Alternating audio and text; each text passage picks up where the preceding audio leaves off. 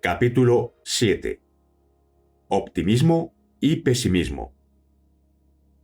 El pesimismo es perjudicial.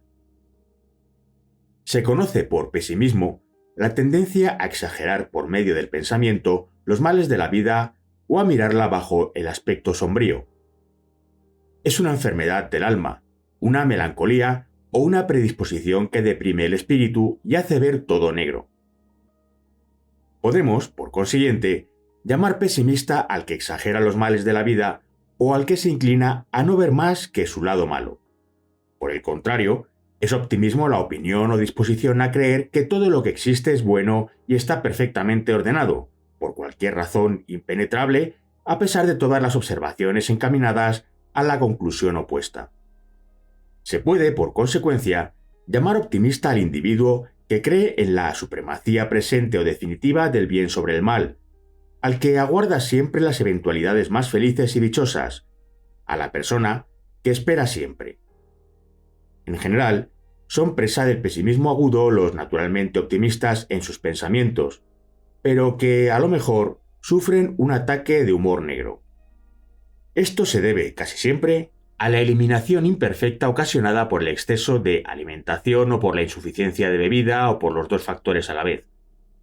Tales accesos pueden durar un día o dos y también una semana o acaso hasta 10 días, pasados los cuales desaparece la depresión mental tan rápidamente como se presentó y el individuo se torna más alegre y optimista que nunca.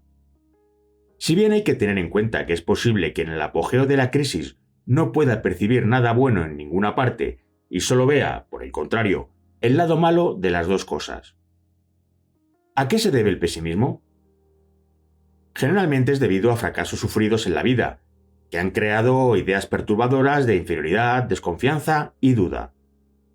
Los psicólogos afirman que el pesimismo es señal de carácter débil, ya que los caracteres firmes y maduros aprovechan los fracasos, que todos tenemos, para engrosar su experiencia y conocimiento de la vida, pero no causan ideas perturbadoras. Cuando el pesimismo existe, tiende a aumentar, puesto que los hechos parecen dar la razón al pesimista, ya que su misma actitud contribuye a aumentar las desgracias y fracasos. Hemos de reconocer que es difícil librarse del pesimismo, pero puede conseguirse con cierta dosis de constancia y paciencia. Por ello, el Dr. A. Bander recomienda lo siguiente. Primeramente, hay que convencerse de que el pesimismo es perjudicial para uno mismo, ya que es fuente de tristeza y sufrimientos, que perjudica la salud, y por otra parte, vuelve antipática a la persona y la hace perder amistades. El optimista, en cambio, vive más alegre, se hace simpático a todo el mundo y consigue más fácilmente amistades que puedan ayudarle a triunfar en la vida. Segundo, fortalecer el cuerpo y los nervios y curar cualquier enfermedad que exista, especialmente del hígado. Tercero, reconocer que el origen de su pesimismo son las ideas perturbadoras nacidas con motivo de diversos fracasos ocurridos en el pasado, etc. Una vez reconocido esto, procurar olvidar los recuerdos desagradables del pasado, darse cuenta de lo infundado del pesimismo y pensar que lo que nos ocurrió en tiempos pasados no indica que tiene que repetirse en el futuro. Cuarto, procurar por todos los medios estar alegre y sonriente a menudo, aunque cueste un esfuerzo de momento.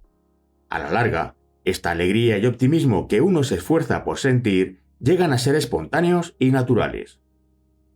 Quinto, finalmente, emprender actividades que sean del agrado de uno y para las cuales se tenga aptitudes y facultades suficientes. De esta forma obtendrá el éxito fácilmente y se convencerá de que sus temores pesimistas eran infundados. Por otra parte, prestando atención especial a la alimentación, a la respiración y particularmente a la bebida, podrá uno alejar de sí ese pesimismo o melancolía pasajera y no temerá que se reproduzca si aprende a vivir higiénicamente. Los pesimismos crónicos pueden subdividirse en dos clases. A. Una corresponde a los individuos en quienes se ha desarrollado el pesimismo al cabo de un largo periodo de debilidad, de enfermedad. B. Y la otra, para los individuos que, aunque han gozado siempre de excelente salud, fueron pesimistas toda su vida. Según W. J. Swingle, puede hacerse desaparecer el pesimismo consecutivo a un largo periodo de enfermedad fortificando la salud y empleando sugestiones y autosugestiones optimistas. Ello es posible porque un pesimista de esta especie se da cuenta de que su actitud mental es anormal, y como busca incesantemente su remedio para su padecimiento físico, se halla dispuesto a hacer cuanto se le ordene para desarrollar el optimismo. Aprenda a ser optimista. El pesimismo es generalmente el egoísmo personificado. En realidad, casi se pueden considerar como sinónimos las palabras pesimismo y egoísmo, porque no hemos conocido nunca un pesimista que no fuese egoísta, ni una persona egoísta que no mostrase algunas señales de pesimismo de vez en cuando. Un pesimismo debido a una costumbre de pensar tan antigua como la vida es difícil de desterrar, por estas dos razones, según W. Dow. Primera, el pesimista, como no ha experimentado jamás los goces del optimismo, no puede darse cuenta de que sus pensamientos difieren de los pensamientos de las gentes más optimistas que él, ni de que esos pensamientos influyen en sus acciones y conversación hasta el punto tan solo de apartar de él a sus amigos optimistas, sino también de colocarle en la no envidiable situación de la que se lamenta. Segunda, aunque el pesimista reconoce la diferencia entre el pesimismo y el optimismo, y que los estados de espíritu ejercen una acción importante sobre el éxito que se obtiene en la vida, encuentra difícil al principio mantener su espíritu en acción o actitud optimista durante tiempo bastante largo para notar una mejoría sensible. Y así, la naturaleza misma de su desarreglo tiende a desanimarlo, para conducirle a otros esfuerzos persistentes y concienzudos. Sin embargo, esas pobres víctimas pueden ser transformadas en optimistas muy aceptables, especialmente si un sugestionador competente les administra cada día un tratamiento adecuado. Y hasta conocemos a muchos que, gracias al empleo persistente de una autosugestión apropiada, debieron la salud a sus propios esfuerzos. Todos sabemos que el pensamiento se transforma en actos. Para demostrarlo de manera objetiva, basta estudiar la vida ordinaria de un pesimista empedernido, y, haciéndolo así, el lector nos dará la razón y se convencerá palpablemente. El optimismo no cuesta más que el pesimismo, pero el optimismo nos proporciona una ayuda material, llamando nuestra atención hacia todo lo que es bueno y digno de poseerse en la vida. ¿Por qué, pues, no hemos de hacerle participar en todas nuestras acciones? Si encontramos obstáculos en el camino del éxito, dediquémonos valientemente a destruirlos, fortalecidos por el optimismo, hasta que lo hayamos conseguido. Y si nos vemos detenidos por una barrera, al parecer infranqueable, debemos atacarla gallarda y valerosamente, teniendo la fe y confianza de que tarde o temprano caerá a tierra. Nuestro optimismo, además, podrá ser el más seguro medio de atraernos amigos, que estarán siempre dispuestos a ayudarnos cuando necesitemos sus servicios. A cuantos deseen, por lo tanto, fomentar actitudes mentales optimistas, les recomendamos que se esfuercen en desarrollar la generosidad y en ser generosos, no solamente en las cosas pequeñas de la vida, sino también en los pensamientos. Hay que estar siempre dispuesto a olvidar un defecto aparente en una persona y creer que dicha persona posee cualidades que contrarrestan ampliamente su imperfección. Esta nueva actitud tendrá por resultado, valga la frase, poner el mundo entero a los pies del optimista. Se deben emplear también de continuo autosugestiones que serán repetidas varias veces al día y no maquinalmente. Repitiendo estas autosugestiones con puntualidad, se desarrollará muy pronto la costumbre de pensar con optimismo y, desde luego, sin olvidar nunca las leyes de la higiene. Ejemplos de estas autosugestiones.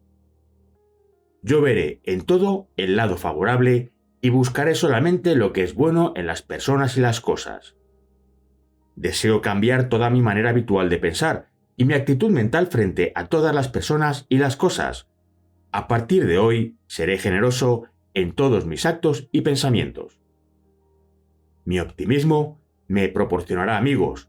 La resolución que he adoptado de convertirme en optimista me hace estar ya más satisfecho de la vida. Nadie llega a donde no se propone.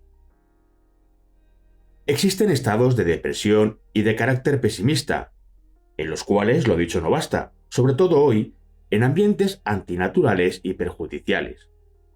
Hay personas con conflictos internos que necesitan consultar a un especialista para que les ayude a liberarse de sus ideas perturbadoras.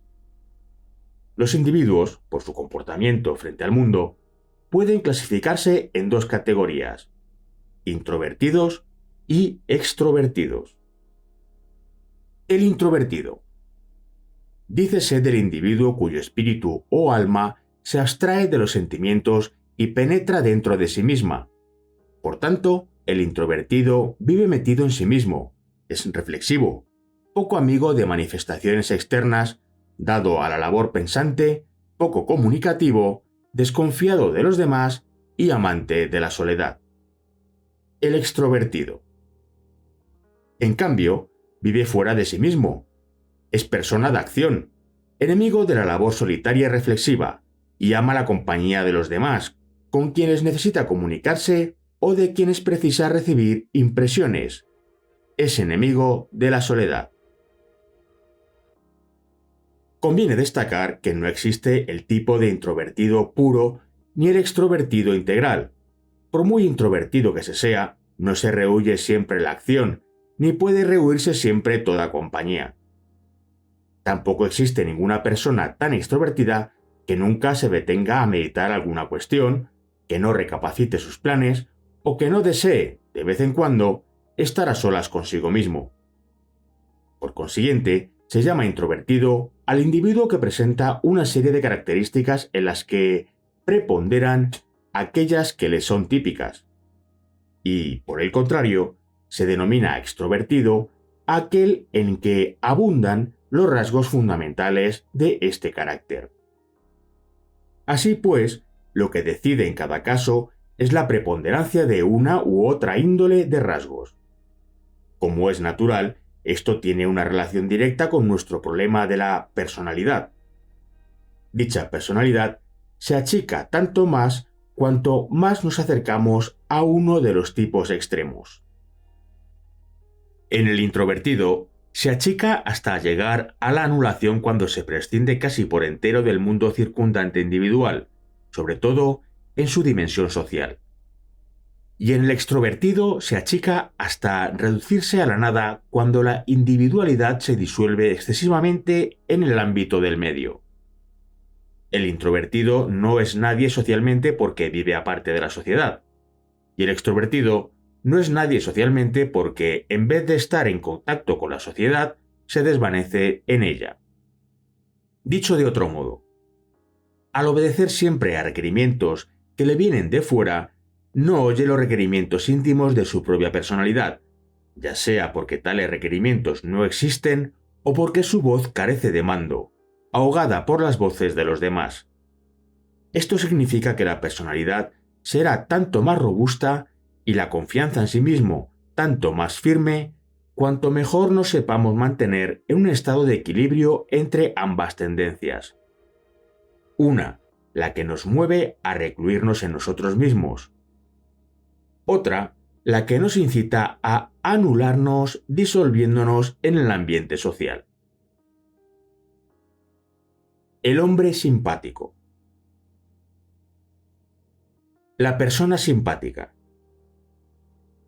Denominamos atractivo personal esa extraña e indefinible cualidad que hace de una persona un centro especial de atracción cara a los demás. Lo curioso es que no consiste en una cualidad física, ni tampoco en una precisa y bien definida cualidad psicológica. Es algo más, y trasciende de todo ello. Es un don demasiado etéreo e inapreciable para expresarlo con un término concreto. Los andaluces le llaman ángel, y corrientemente se suele llamar gancho. El gancho es lo que rinde las voluntades, provoca la admiración y deja tras de sí una estela de afectos espontáneos. Generalmente, las personas que pueden presumir de gran belleza física, de rasgos proporcionados y de gestos elegantes, suelen carecer casi siempre de este raro don del atractivo personal. En cambio, son muchos los que, de facciones menos correctas e incluso francamente feas, poseen esa gracia feliz de rezumar simpatía por todos los poros de su piel. En cada sonrisa y en cada ademán reúnen las fuerzas de una atracción irresistible. Muchas de estas personas tienen, con seguridad, una escasa cultura, y es posible que se hayan criado en un medio social de bajo nivel, y en cambio, no nos cansamos de oírles narrar cosas, de verles accionar, porque al ser contadas por ellos, se transfiguran extrañamente en un maravilloso juego de bengalas verbales donde cada chispa, cada inflexión de voz, viene enriquecida con una indefinible energía. Obsérvese que tales personas dominan siempre a los demás. ¿Cómo es posible? Nunca se sienten inferiores. Al contrario, aparecen siempre como dueños de cualquier situación, meten baza en todas partes y se adelantan siempre hacia un primer plano. Atraen sobre sí, sin esfuerzo visible de ninguna especie, la atención de los demás. Regocijan a quienes les oyen. Despiertan en ellos una corriente de simpatía inmediata, y todo porque tales individuos se sienten siempre dueños absolutos de sí mismos. Al referirse a tales personas, un conocido autor ha escrito, cita: las mujeres más amadas, agradables y simpáticas no son siempre las más hermosas, pero tienen aquel indescriptible algo que, a falta de mejor término, llamamos encanto personal.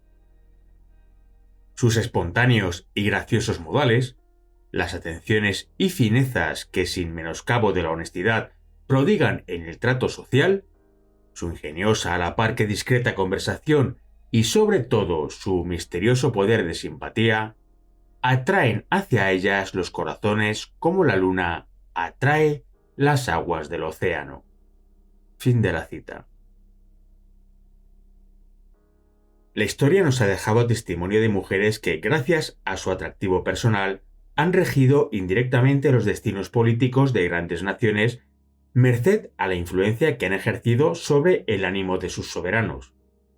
Uno de los ejemplos más ilustres nos lo ofrece la célebre marquesa de Pompadour, mujer de origen plebeyo y de facciones vulgares.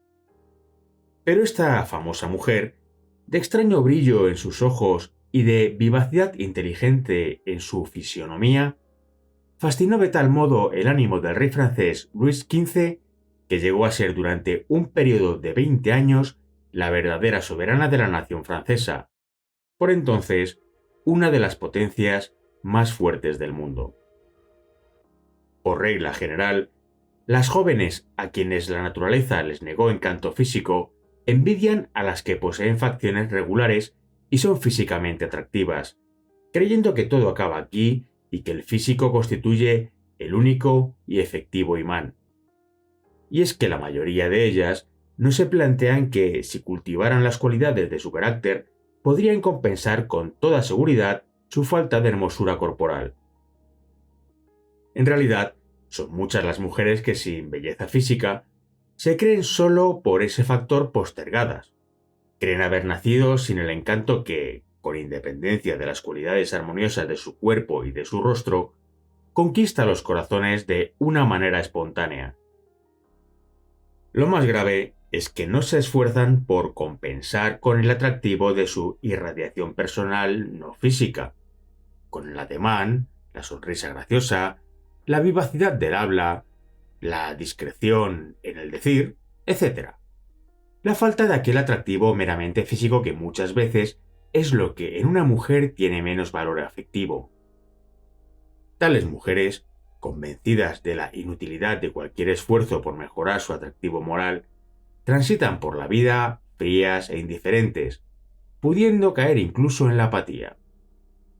Y pueden llegar a más, a la acidez de carácter que no solo las hace indiferentes a cuantas personas las tratan, en particular los hombres, sino incluso antipáticas y repelentes. Cuando se llega a este nivel, al sentirse repudiadas por todos, al comprobar que las miradas que recogen les rehuyen automáticamente, se está al borde de la ruina moral, al borde de la amargura sin fondo de la que, de caer en ella, es tan difícil salir.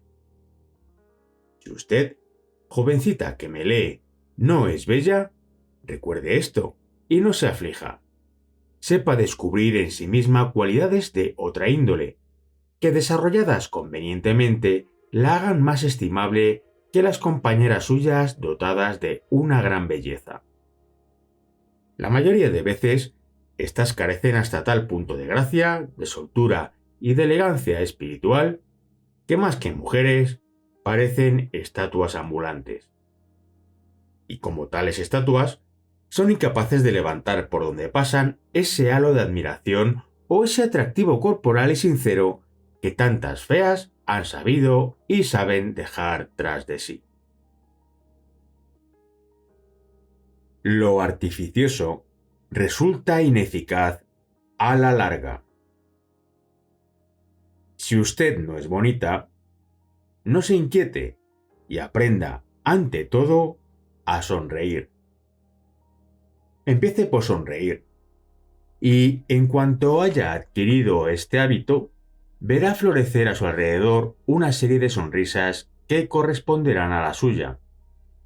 Sepa, además, ser sencilla, oponiéndose por igual al gesto del vencido prematuramente resignado que al ademán orgulloso con que suelen reaccionar los que son presa del resentimiento, al creer que son tratados injustamente. Ni lo uno ni lo otro. Si la gente no le sonríe, la culpable no siempre es la gente, es usted misma. En general, son pocos los de alma mezquina que no sean capaces de corresponder con la sonrisa y la aproximación personal a una persona que irradie sinceridad. Recuerde que nadie puede ser simpático si no se empeña en ello. Esto en primer lugar. Por lo demás, ocurre con la simpatía lo mismo que con otras cualidades del individuo. Si uno no pone un empeño acentuado en adquirir cierta maestría en la ejecución de un instrumento musical, nunca llegará a tocarlo con acierto. Pues bien, con la simpatía ocurre lo mismo, aunque de otro modo. Es algo así como una aptitud que hay que cultivar hasta dominarla. Recuérdese que para acceder a la simpatía no hay que proceder con una especie de careta falsa y artificiosa que cubre todo, por decirlo así. Lo artificioso, lo falso, sería ineficaz a la larga. En efecto, cuando hay que sostener durante mucho tiempo una actitud falseada, sin fondo de real autenticidad, la máscara que nos fabricamos a duras penas acaba por caerse y mostrarnos tal como somos. Por ejemplo, el campesino que tiene que presentarse ante unas personas de educación superior puede hacerlo de dos modos. Primero, al encontrarse como perdido en el nuevo ambiente momentáneo y temeroso de caer en un supuesto ridículo, puede intentar comportarse como un señor. Pero como un labriego no puede conducirse con modales en los que no ha sido educado, el fracaso será inevitable. En efecto, su palabra será torpe, sus gestos inadecuados, y sus maneras crearán una situación embarazosa incluso entre las mismas personas a quienes se dirige. Segundo, si por el contrario, el mismo labriego no se esfuerza para nada, y si en vez de pretender manifestarse como lo que no es, se presenta lisa y llanamente como lo que siempre ha sido, sus palabras serán tan lisas y llanas como se quiera, pero no habrá en ellas la menor vacilación. Y si sus frases vienen impregnadas de un grato aroma campesino, tanto mejor, porque esto, y no la actitud fingida, será lo que le rodee de simpatía entre esas personas que, si son bien educadas, saborearán con verdadero placer el tosco e ingenuo aliento rural rezumante de encantadora sinceridad. Por consiguiente, no se trata de ponerse afeites de simpatía, sino de ir a ella de la manera más natural del mundo, sin disfrazarse de lo que no se es. Lo primero es superar el miedo a las situaciones nuevas y no crearse una situación de inferioridad. Está mucho más expuesto a hacer el ridículo más grotesco el ignorante que presume de erudito que el que se presenta sin más como ignorante. El primero corre el riesgo de que su fondo de incultura se descubra por entero al primer desliz. El segundo, como nadie espera nada extraordinario en materia de erudición, sus modales de ignorante no extrañan a nadie. Pero si el ignorante posee también cierta gracia, como puede tenerla, a pesar de su incultura, producirá una impresión agradable donde quiera que se presente. Hay que escoger las palabras, naturalmente, pero dentro de los límites estrictos que mandan los buenos modales.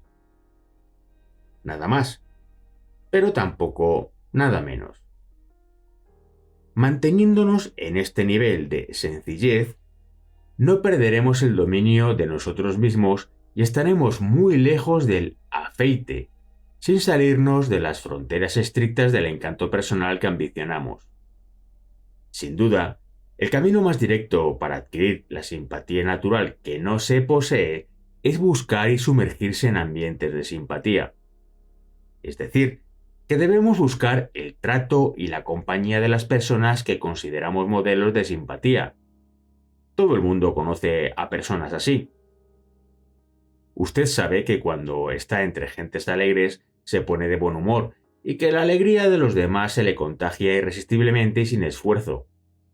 Pero si usted se desenvuelve entre gentes cariacontecidas y tristes, se le contagia automáticamente el estado de ánimo de las mismas. En nuestro caso, pues, se trata de introducirse en ambientes donde la simpatía sea la tónica normal. Y si usted tiene la mala suerte de frecuentar compañías no recomendables, déjelas. Aquí llamamos compañías poco recomendables a las formadas por personas de natural antipático, de humor agrio y tristes.